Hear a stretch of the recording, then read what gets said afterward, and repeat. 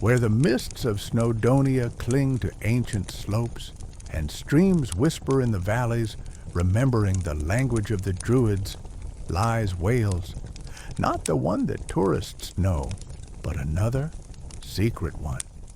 It is a place where the boundary between worlds is as thin as the morning veil, and where the shadows of forgotten gods still roam at dusk.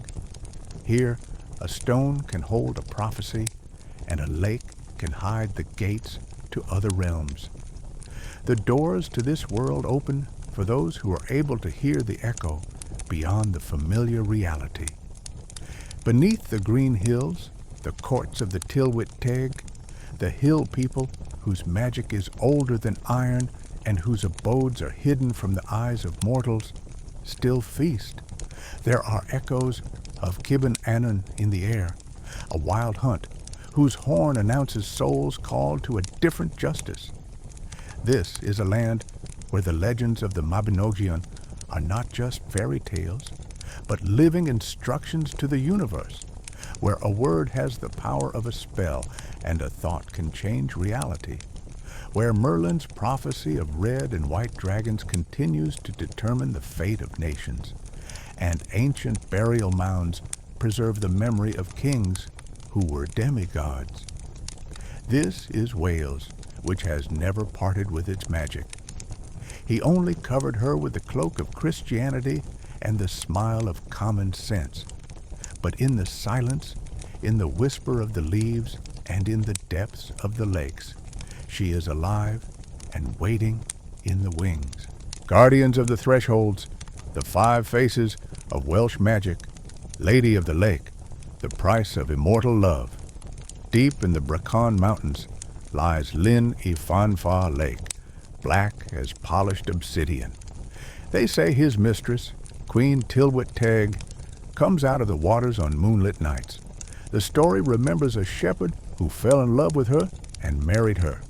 She granted his family prosperity, but demanded one thing: never touch her in anger.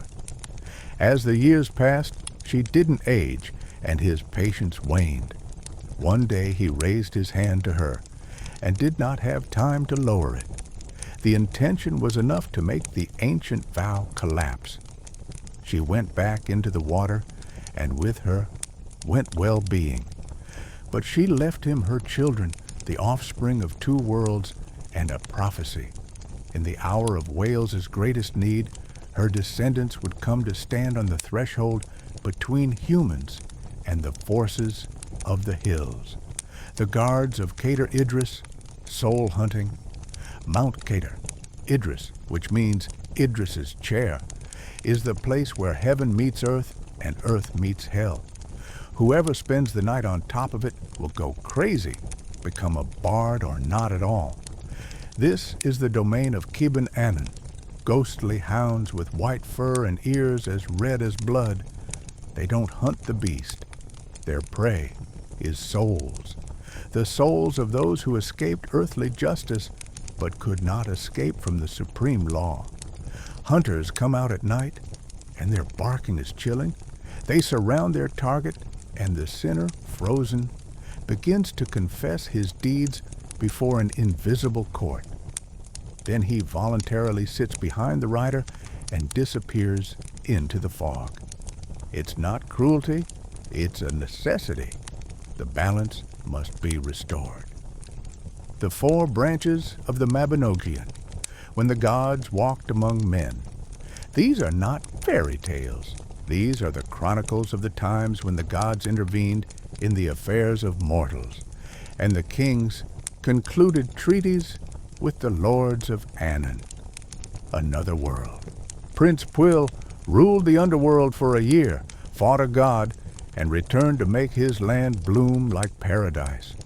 Branwen, the sister of the giant king, whose beauty unleashed a war between Wales and Ireland, a war where a magical cauldron was used to resurrect the first warriors, Mabinogion, whose kingdom was wiped off the face of the earth by enchantment, leaving only a handful of people alive to face the chaos itself. And Checkmate, the king, whose magic was so powerful that he could create women out of flowers and turn those who were guilty into animals so that they would know the nature of their crime. These are stories about duty, honor, magic, and how even the gods are subject to a law older than themselves. The prophecy of Merlin's dragons, a battle lasting centuries. In the 5th century, when the usurper Vortigern tried to build a fortress on the hill of Dinas Emrys, its walls collapsed every night. The sages said, "There is a lake hidden under the foundation. There is a cave in the lake, and in the cave there are 2 sleeping dragons, red and white." When they were woken up, they resumed their eternal battle. The young Merlin, whose birth was a miracle, interpreted this vision. The red dragon is the spirit of the Celtic peoples of Wales, their ancient magic and connection with the earth. White is the spirit of the invading Saxons, their order, discipline, and desire to remake the world for themselves. Their battle, Merlin said, would determine Britain's fate. Neither will win forever, because one without the other will degenerate. Red into immobile traditionalism, white into soulless tyranny. Their final reconciliation will produce a new golden dragon, but it will happen only when the peoples of the island gain wisdom. Llyn ap Nud's Wild Hunt, the trial of the beyond, on the darkest nights of the year, when the line between the worlds is thinning, the sound of a hunting horn can be heard from the peaks of Snowdonia. This is Llyn ap Nud, king of Tylwyth Teg and lord of winter, leading his wild hunt. His retinue is a myriad of horsemen on horses that breathe the winter wind. They streak across the sky, and their target is not a beast, but lost souls. Those who are stuck between life and death, who are running from their fate, whose crimes have remained unsolved. Llyn's hunt is not a punishment, but a restoration of order. He does not kill, but takes the souls with him to his castle beyond the mists, where he will execute his judgment. A judgment that takes into account not only actions, but also intentions, fears, and possibilities of redemption. To face the hunt is to pass the test of the truth of your own soul. A stone that remembers a name. That morning, when the rain was covering the Powys Valley in a thick gray pall, old Hugo Evans found a stone. Not the one that lay on the surface, hewn by wind and rain, but the one that was hidden under the roots of an oak tree felled by a storm, in a nest of wet clay and worms. It was the size of a sheep's head, dark gray, almost black, and covered with writing that did not belong to any of the alphabets known to Hugo. It wasn't runes, it wasn't Ogham, it wasn't Latin. The signs looked like bird footprints in the snow, frozen lightning, or fern branches under a microscope. Hugo, whose family has lived in this valley since people began to record history, felt the antiquity of the stone not with his mind, but with his bones. It was a heaviness that came not from granite, but from time. He brought the find home to his stone house at the foot of the hill and put it on the kitchen table next to a mug of unfinished tea. That night, he had a dream. Rather, it was not a dream, but something in between a vision and a memory. He was standing in the same place where he had found the stone, but there was no oak tree, and instead of rain, the hot, unfamiliar sun was shining. The people around him were tall and slender, with skin the color of old bronze, and spoke a language that gurgled like a stream and rumbled like thunder. One of them, an elder with eyes the color of a dark nave, was holding that very stone in his hands and whispering something to him. Hugo realized that it wasn't just a rock. It was Kurgan Gwaed, the stone of the word, one of many placed all over the earth, like beacons, like antennas, to connect with what was before people. The next morning, Hugo woke up with a headache and with a clear knowledge in his mind. The stone must be returned. But don't just bury it back. It had to be returned to the active state. To do this, it was necessary to pronounce his true name. The idea that a stone could have a name would seem absurd to any modern person. But Hugo was a son of this land. His grandmother, Llyn Evans, was the last of their family to be called Gwyll, a witch, a healer, and a keeper of knowledge. She taught him that everything in the world has a name given at creation. You know the name, you have the power. If you know the name of the stone, you can ask it to tell you the truth it holds. The problem was that the true name of the stone was lost. It was not written down in any book. It could only be preserved in one place, in the collective memory of the earth, in the so-called Cain's wire, the white fabrics, the energy network entangling the planet, whose nodes were located in places of power, such as Stonehenge, Avebury, or a modest hill in Powys. Hugo realized that his discovery was not an accident. The stone called him, because times have changed. When the iron birds soar in the sky and the rivers run backwards, the stones will awaken, his grandmother used to say. By iron birds, he meant airplanes. By rivers flowing backwards, perhaps the internet. The time for awakening has come. He began his search. It didn't feel like an academic study. Hugo didn't go to libraries. He walked over hills and valleys. He sat by the ancient menhirs, put his palms to the rough stone, and listened. At first, he could only hear the wind and his own impatient heartbeat. But then, little by little, images began to come. Excerpts, the wreckage. He saw glaciers retreating from the mountains, saw the first people who came from the sunken west, saw how druids performed their rituals here, and how Roman legionaries, having lost their way, walked around this place in fear.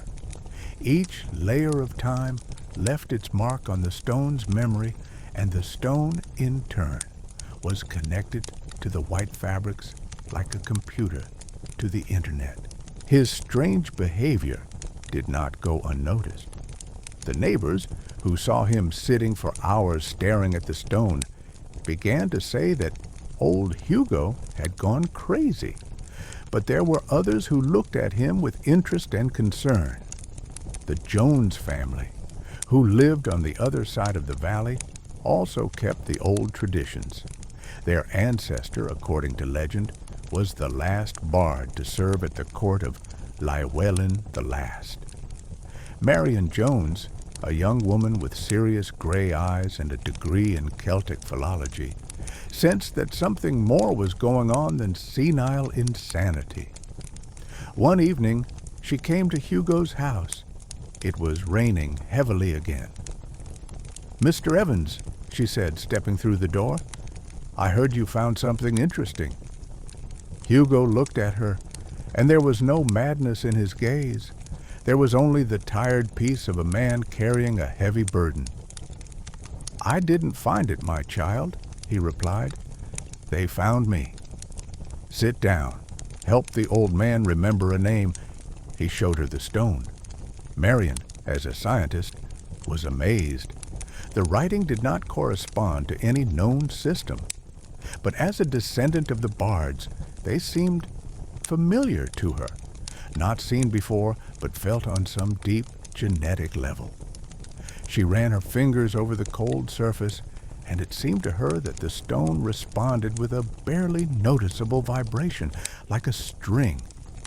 Together, they continued their search. Marion brought her knowledge. She knew myths, genealogies, old poems. Hugo, his connection to the earth. Their work was like deciphering a code, where the key was not logic, but intuition. They spent their nights sitting by the fireplace, going over old texts, comparing the symbols on the stone with images from the Mabinogion, with the Irish sagas, with the hymns of Taliesin, and gradually, fragment by fragment, the name began to emerge. It was not a word in the human sense. It was a multi-layered symbol, a combination of sound, image, and intent. To pronounce it meant not just to make a set of sounds, but to reproduce the whole mantra, putting the right state of mind into it. Meanwhile, the awakening of the stone began to cause an echo in the world. Strange phenomena have become more frequent in the valley. The animals were restless. The dogs howled at night, staring at one point, at the hill where they found the stone. The plants seemed to grow faster and more luxuriantly. Old farmers, usually skeptical, noticed that this year's harvest was not just good, but unnaturally rich. But light has its own shadow. The awakening of ancient magic attracted the attention of not only those who wanted to understand it, but also those who wanted to use it. A man named Llyn Crowley came to the valley.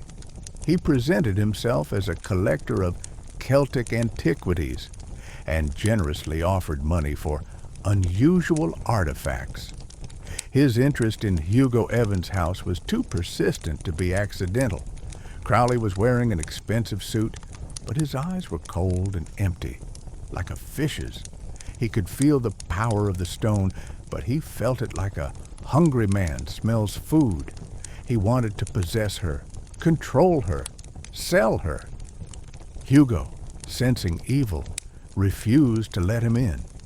But Crowley was persistent.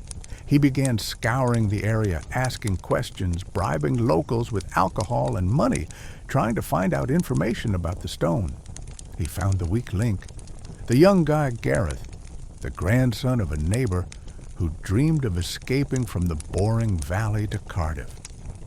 Gareth saw Marion visiting Hugo and blabbed about the strange writing stone.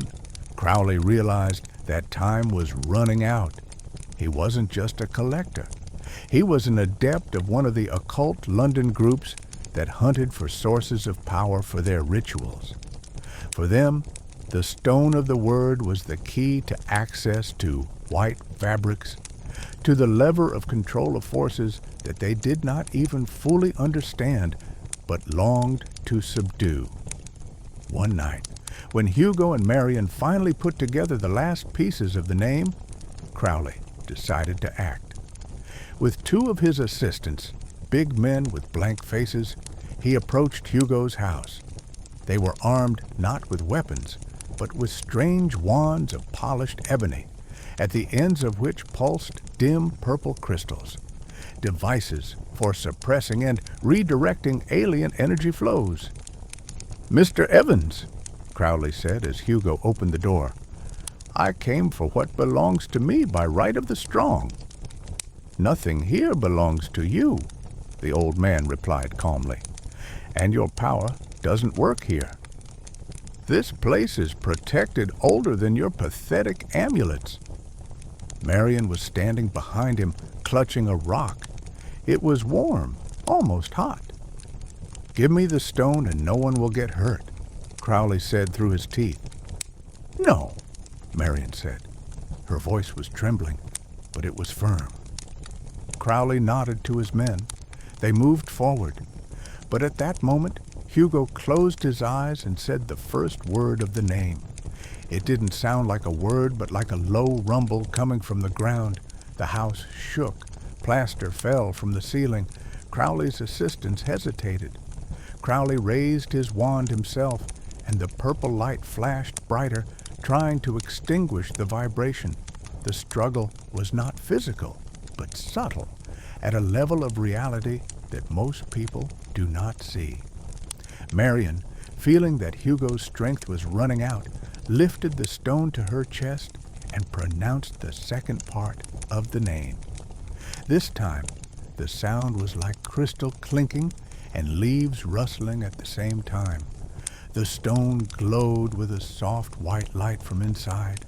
This light rippled through the room, and Crowley's wands crackled, and the crystals at their ends dimmed. "It's impossible," Crowley hissed. "You bumpkins can't control such a force." "We're not driving," Marion shouted. "We're asking." And she, along with Hugo, pronounced the name in full. It wasn't loud. It was quiet. But that silence would have drowned out any rumble. The air in the room thickened, became viscous like honey. The light from the stone filled the entire space, bursting beyond the walls of the house, illuminating the valley for miles around. Crowley's assistants recoiled in horror and began to run. Crowley himself, his face contorted with rage and fear, tried to say something, but his voice was gone. He was as mute as a stone. The power coming from the stone was not destructive. She was healing. She was a memory. She reminded the earth of who she was. She reminded the river of its course, the trees of their roots, and the people of their connection to this place. When the lights went out, Crowley was lying on the floor, unconscious. His mind, which was trying to forcibly subdue the ancient power, could not stand contact with its true nature. He survived, but he came out of the house gray-haired and mad, muttering fragments of forgotten languages. Hugo and Marion stood leaning on each other, exhausted but unharmed. The stone on the table was just stone again, dark, cold, and covered with writing. But something has changed. The valley outside the window was breathing deeply and calmly. The air was clean and fresh, like after a thunderstorm. The next morning, Marion and Hugo carried the stone back to the hill. They didn't bury him. They set it up at the top, in a circle of small white quartz that Marion had collected in the stream bed. Now, it lay there, open to the sky and the wind, as it was originally intended, not as a secret artifact, but as a lighthouse, as part of the living organism of the earth. The people in the valley gradually forgot about the strange events of that night. They blamed the light on an atmospheric phenomenon, and Crowley's disappearance on the fact that he simply left. But something subtle has changed in the valley itself. Life here has become more harmonious. Harvests were still good, families were strong, and diseases were avoided. People were still gossiping and quarreling, but there was less bitterness in their voices and more connection to the place they called home in their hearts.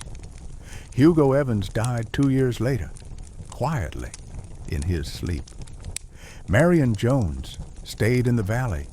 She didn't become a witch doctor or a witch. She became a guardian. From time to time, she went up the hill just to sit next to the stone, touch it with her hand, and listen to the soft hum of the earth, a song in which there were no more missing notes. The stone has done its job. He woke up to remind me of the connection. He didn't give people strength. He reminded them of their place in the great pattern of life, and that was enough. While wars were raging somewhere in the world and corporations were fighting for resources in one small Welsh valley, the ancient world momentarily outweighed the modern one, not by force, but by simple, forgotten knowledge. In order to survive, you need not to conquer nature, but to listen to it. And sometimes you need to remember the name of the stone that lies under your feet. The awakening of the stone of the word in Powys Valley did not go unnoticed. It sent ripples through the white fabrics of the planet's energy network, and these ripples reached places where time flowed differently and reality was thinner. On the night when Hugo and Marion pronounced the name, in the mound on the hill that the locals called Brynny Bringen, Queen's Hill. She woke up, Caradwen, not a goddess in the classical sense, and not a fairy from children's fairy tales. She was one of the Tilwit Teg, the elder people, but she stood so high in their hierarchy that in ancient times she was revered as the deity of poetry, rebirth, and transformation. The one who, in the myths, brewed a drink of wisdom for her son in her magic cauldron. Her dream lasted for 300 years. Sleep, similar to death, necessary for recuperation. But the hum of the awakened stone was like a bell striking midnight. Caradwen opened her eyes in the total darkness of her underground hall, covered with tree roots and glowing moss. The air smelled of damp earth, ancient stone, and change. She rose from her bed of woven roots. Her body, slender and supple, was clad in a dress that seemed to be made of mist and cobwebs. Her raven-colored hair fell to the floor, and dew droplets twinkled in them like stars. But her face was pale and tired. 300 years of sleep had not fully restored her strength. The awakening was premature. She emerged from her hall into a system of tunnels that pierced the hill like arteries. Her servants, Bodlau Gwyd, the silent servants, shapeless creatures of shadow and earth, stirred in the darkness, sensing their mistress's awakening. They were her eyes and ears, an extension of her will. Caradwen went up to the exit, hidden by a curtain of live ivy vines, and looked out into the world of people. The night was clear. The air, which she hadn't breathed in centuries, seemed flat and tasteless to her, poisoned by car smoke and metal. But beneath that surface layer, she felt it, a pure, powerful stream of power emanating from the stone of the Word. He was like a sip of spring water for someone dying of thirst. They remembered, she whispered, and her voice sounded like the rustle of dry leaves. They remembered how to call the names, but her joy was short-lived. She felt something else, too. The cold, clinging emptiness that Julian Crowley left behind. It wasn't just a trace of an evil person.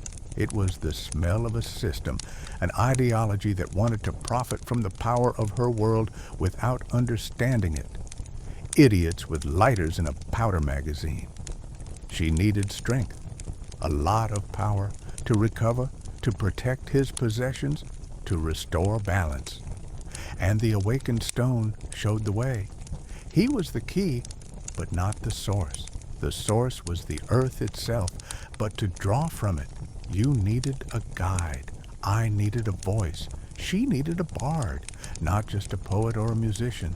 She needed a real Pinard, a bard of the highest rank, whose word could calm storms, heal wounds, and summon ancient spirits. Such people have not been born for centuries. The modern world has burned this ability out of human souls, replacing it with electrical noise. But the stone was awakened, so the potential still existed. There had to be someone nearby who had a spark of this gift.